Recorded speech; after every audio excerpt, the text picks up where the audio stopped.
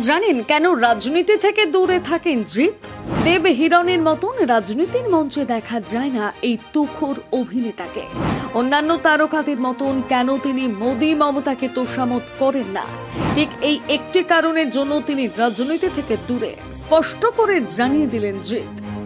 টলিউডের বস তিনি, টলিউডের কিং তিনি, ইনি আর কেউ নন বাংলার জনপ্রিয় অভিনেতা জিৎ। বয়স 45-এর এই অভিনেতার প্রেমে আজও দিওয়ানা হাজার হাজার তরুণী, যাকে এক ঝলক দেখার জন্য মুখিয়ে থাকেন তার ভক্তরা। তার অভিনয় দক্ষতা নিয়ে কোনো কথা হবে না, তবে এত ভালো অভিনয় করার পরও ছিটকে গেলেন মহানায়ক সম্মান থেকে। তবুও মনে বিন্দুমাত্র আক্ষেপ নেই। আজকালকার দিনে যেখানে অন্যান্য অভিনেতা অভিনেত্রীরা নিজেদের নাম কামানোর জন্য সিনেমা হল হাউসফুল করার জন্য নেতা মন্ত্রীদের তোষামত করে চলেন, সেখানে জিৎ একেবারেই আলাদা। আজ পর্যন্ত রাজনীতির ময়দানে পা দেওয়া তো দূর, ছায়া পর্যন্ত মারাননি। আর এই নিয়ে উঠছে নানা প্রশ্ন।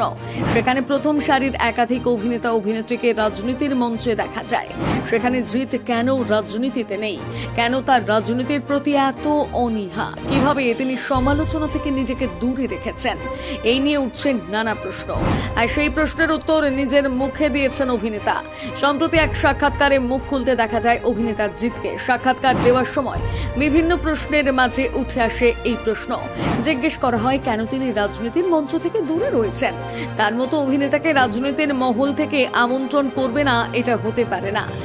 প্রথম তিনি এই উত্তরটি এড়িয়ে গেলেও পরে এই বিষয়টি নিয়ে অকপট স্বীকারোক্তি দেন। তিনি বলেন, যা বুঝি না তা নিয়ে কি করে কথা বলি বলুন তো? তাকে যদি এখন বলা হয় মাঠে দাঁড়িয়ে ক্রিকেট খেলতে, তিনি নিশ্চয়ই খেলতে পারবেন না। তাহলে রাজনীতি তিনি কিভাবে করবেন?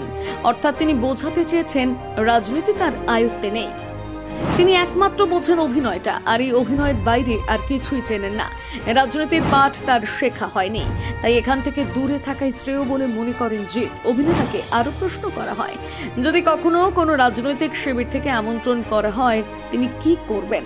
কখনো কি জিৎকে রাজনীতির ময়দানে দেখা যাবে? জিৎ সোজাসুজি জানিয়ে দেন, এতদিন যখন তাকে দেখা যায়নি, ভবিষ্যতেও তাকে দেখা যাবে না। এর আগেও তার কাছে রাজনীতির মঞ্চ থেকে ডাক এসেছে, কিন্তু তিনি সুন্দরভাবে এড়িয়ে গেছেন। এখনো যদি এমনটা হয় তাহলে সেই একই কাজ করবেন। বস আরও জানান যে তার লক্ষ্য একটাই, অভিনয়। দর্শকদের কিভাবে ভালো ভালো সিনেমা উপহার দেওয়া যায় সেই নিয়ে তিনি দিনরাত পড়াশোনা করেন। ব্যাস, এর বাইরে আর কিচ্ছুটি বোঝেন না জিৎ।